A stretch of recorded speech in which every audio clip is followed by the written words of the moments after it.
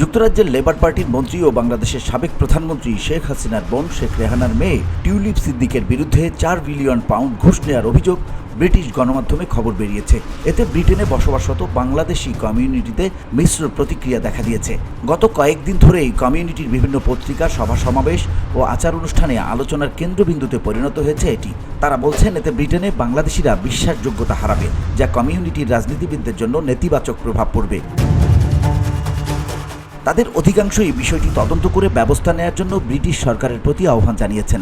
তার পদত্যাগের দাবিতে বিক্ষোভের ডাকও দিয়েছেন কেউ কেউ। তবে টিউলিপ ভক্তরা বলছেন এটি বর্তমান সরকারের একটি প্রতিহিংসামূলক অপপ্রচার।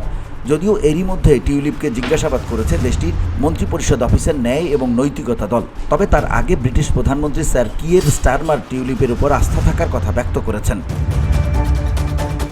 এ বিষয়ে কমিউনিটির অন্যতম মুখপাত্র বাংলা সংলাপের সম্পাদক মোহাম্মদ মোসাহিদ আলী মনে করেন, এতে ব্রিটেনে বাংলাদেশিদের সুনাম ক্ষুণ্ণ হয়েছে। ভবিষ্যতে ব্রিটেনের রাজনীতিতে বাংলাদেশিদের যে একটা সম্ভাবনা রয়েছে তা নষ্ট হবে। ব্রিটিশরা সহ অন্যান্য দেশ বা কমিউনিটি আমাদের উপর আস্থা হারাতে পারে। ব্রিটিশ সরকারের উচিত বিষয়টি তদন্ত করে ব্যবস্থা নেয়া।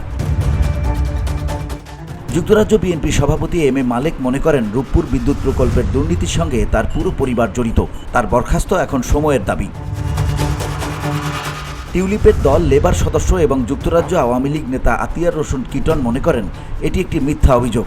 শেখ পরিবার ও টিউলিপের উজ্জ্বল রাজনৈতিক ভবিষ্যৎ দেখে বিরোধীরা হেনস্থা করতে এমন অভিযোগ তুলেছে। টিউলিপের জনপ্রিয়তায় ঈর্ষান্বিত হয়ে সরকার এমনটা করছে বলে মনে করেন লন্ডন প্রবাসী বাংলাদেশি ও সাবেক ছাত্রনেতা মোহাম্মদ তৌহিদুল ইসলাম। তিনি বলেন, এই অভিযোগ ইউনূস সরকারের একটি প্রতিহিংসা মাত্র।